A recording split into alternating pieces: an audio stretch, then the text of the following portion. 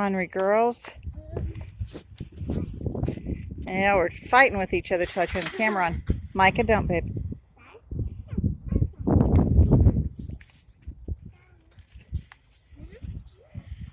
Look at those beautiful clouds. It would be lovely if they dropped some rain on us. But, you know, this is the desert, and it's not monsoon season yet. But I love the way the sun's setting in the west. Makes the sky in the east look, especially when we have clouds for the rays to bounce off of. It almost looks like there might be some rain hitting the mountains. The folks over in the mountains will be very appreciative. Those of us down here in the valley would also be appreciative in God's time. Oops, and I'm caught. There we go. The sun's already gone down behind these mountains. It's a lovely sunset. I'm ready for bed already. Micah woke me up at 4 o'clock this morning. And y'all know how that is. Once the child wakes you up, you can't get back to sleep. You're getting there. You're learning it.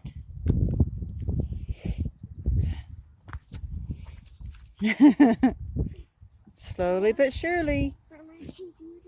No, I've forgotten how to do that, baby. I do have some things coming up.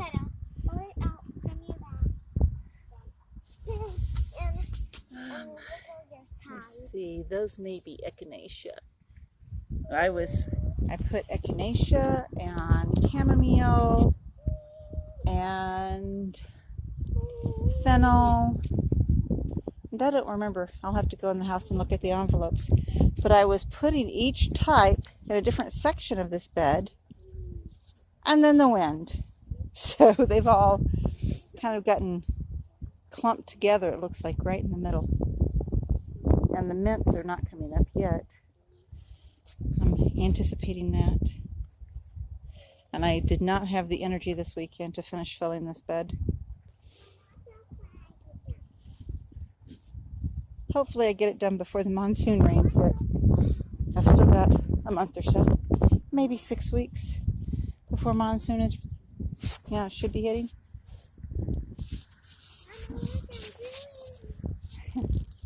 You're doing, nicely done, sweetheart. Let's pull this up. This one keeps sliding down. I'll have to adjust that in a minute when I've got both hands. You are. You're so skilled. You keep practicing and practicing and making new skills. Yeah, some of these are coming, about half of them are coming back out of shot. Huh? Very nice catch, baby. Whoops, you missed it that time.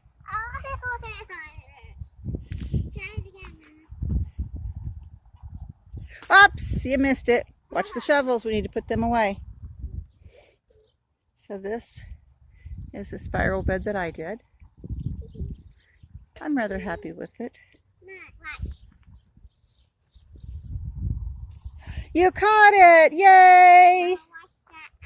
Sweetheart, I'm trying to do my evening video. I had put a flat top buckeye here. And then I did some more reading and realized they get much bigger than this bed. So I took it out of there. We have several of them, and I'm going to be putting them in one of the larger spaces. And then I put some of my sage there. I may get some more out of my other sage patch. I'm not sure exactly what all I'm going to put in this. I just like the design of the bed. And these are quite lovely. Still haven't gotten this cleaned up, but slowly but surely. One thing at a time. I moved most of the wood, all the big stuff, beyond the fence to where I want to do a quail habitat. And then Micah wanted to do her own spiral. So there's Micah's little baby spiral.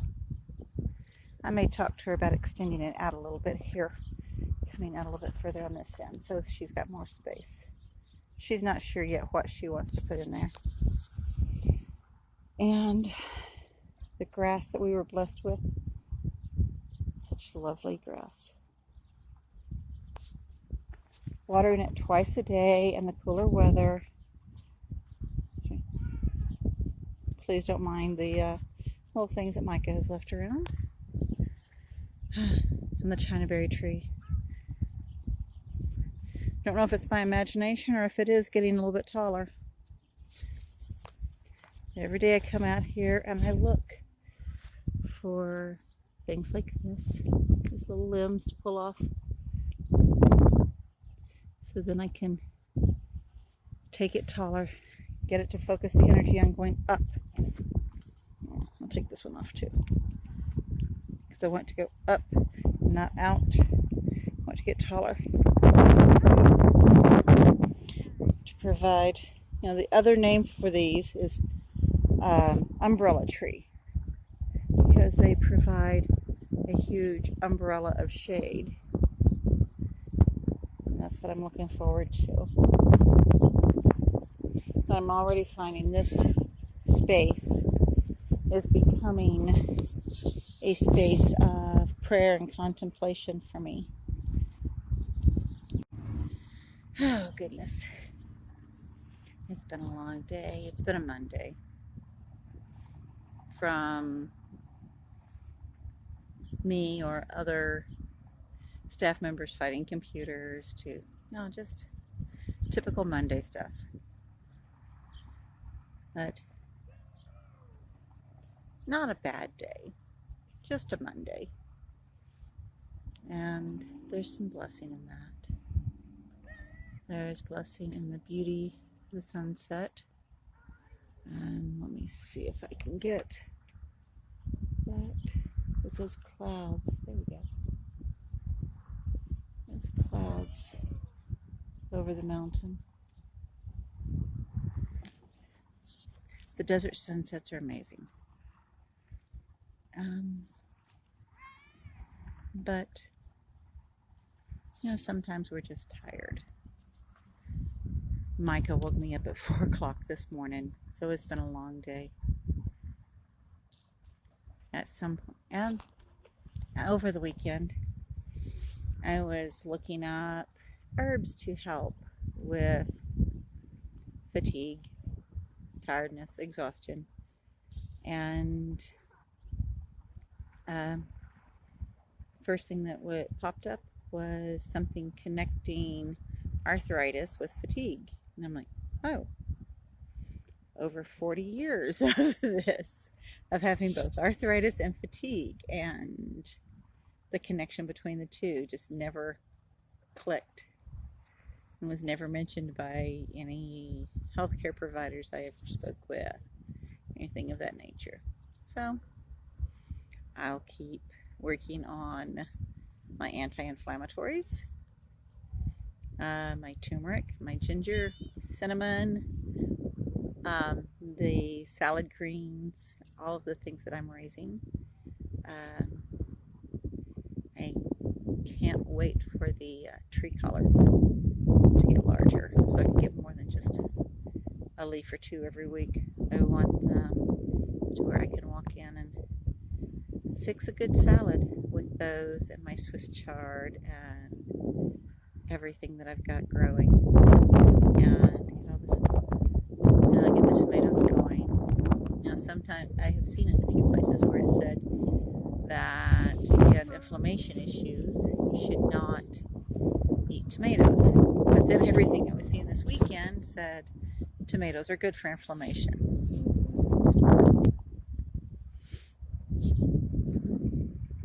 But as I work with this garden and I work on my sunrise videos and I work on the evening contemplation videos.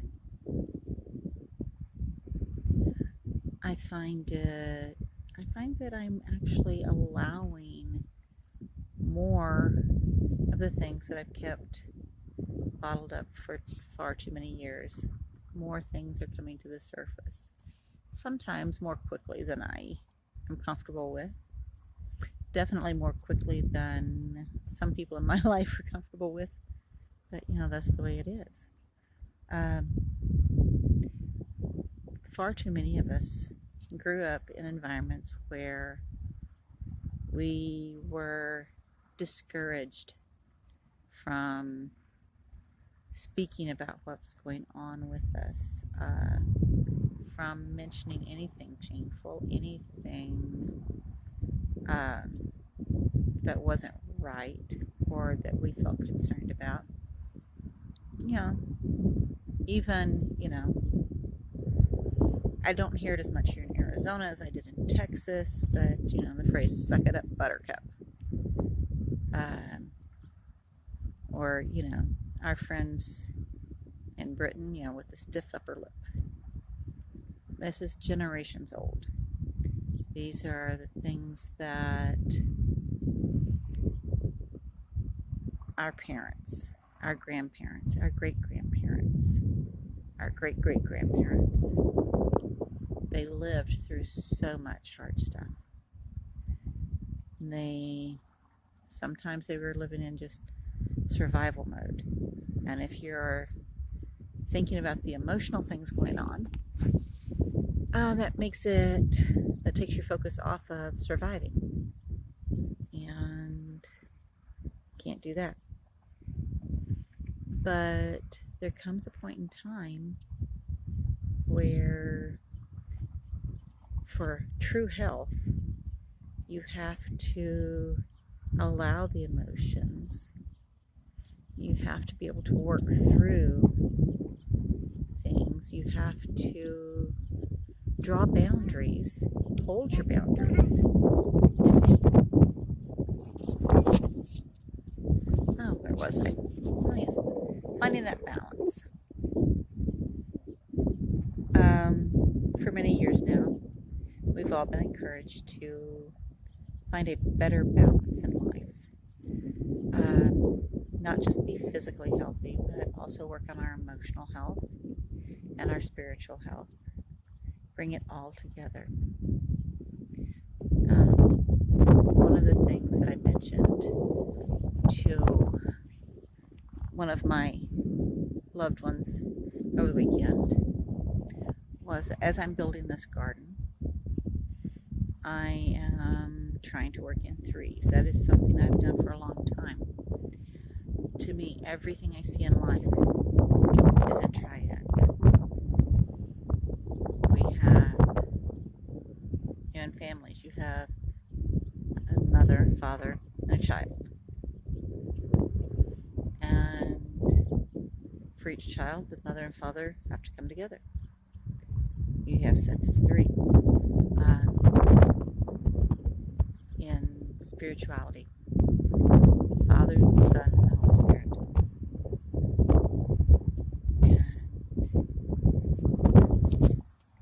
Let's try this again.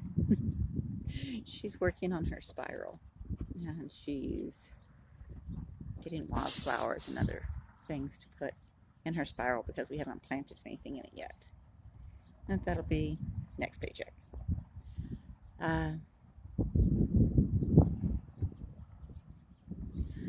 Finding that good balance,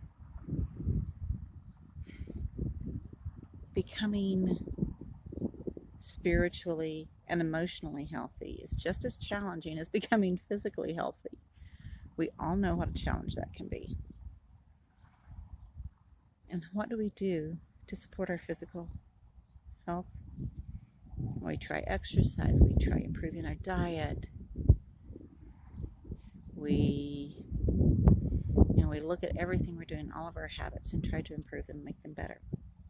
But what do we do to improve our spiritual health and our emotional health? Many people go to church, get involved, Well, sometimes you don't connect with the church. Sometimes we can make good connections in church, but not always. Where I have made connections for myself personally is speaking with other people. It's amazing how, when you least expect it, people who have a similar experience with faith, a similar perspective on God, come into your life, and you can have those little discussions. They just pop in and out, and have that discussion. But that is a connection. And then recently, a gentleman I've been following on YouTube, Mr. Mark Charles, who is Navajo Christian minister and an intellectual and an educator.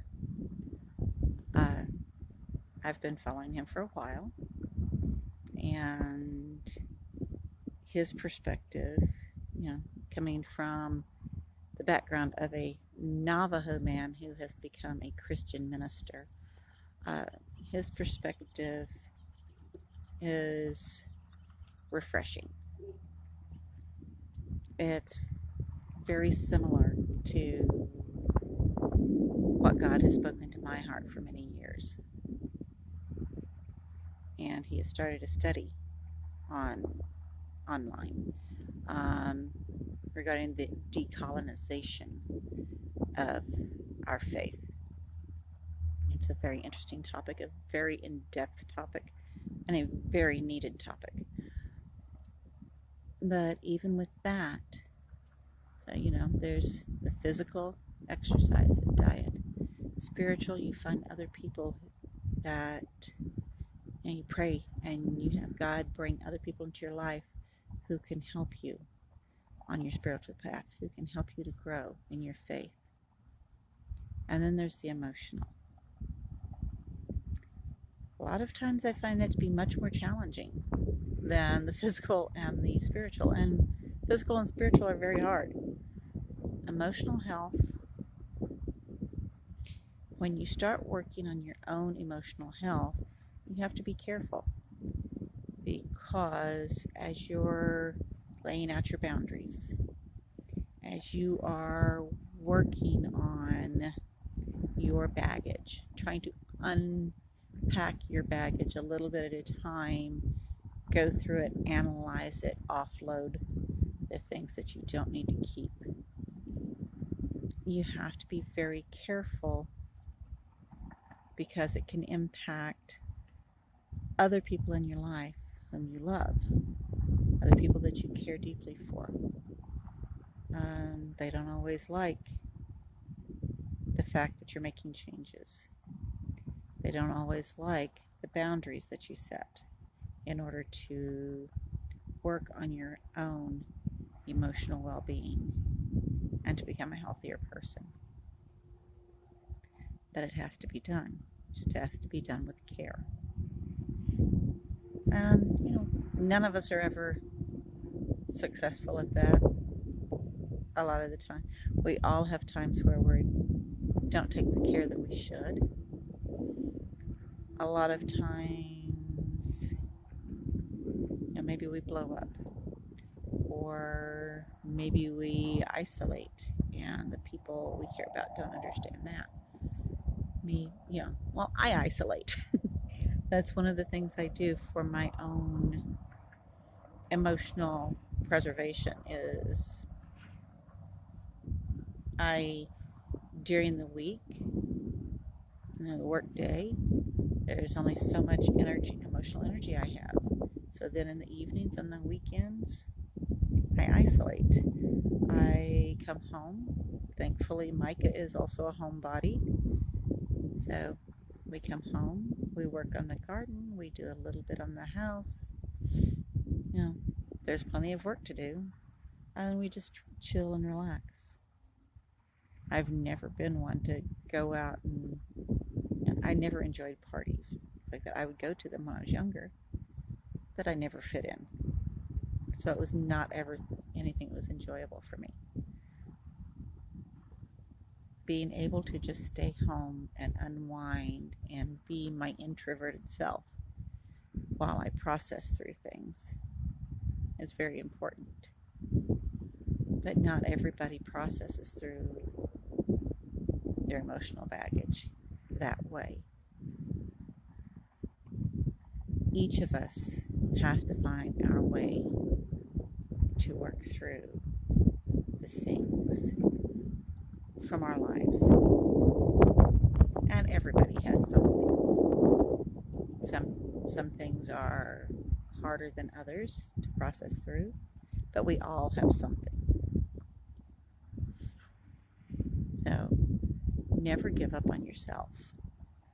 Just like you endeavor to get yourself into better physical condition, to get yourself healthier physically, continue to work on getting yourself healthier emotionally. Continue to become healthier spiritually. It's a day-to-day endeavor, but you are worth the effort. Now it's time to go in. You have a beautiful crescent moon up in the sky. The sun has gone down behind the mountains, and we're losing light.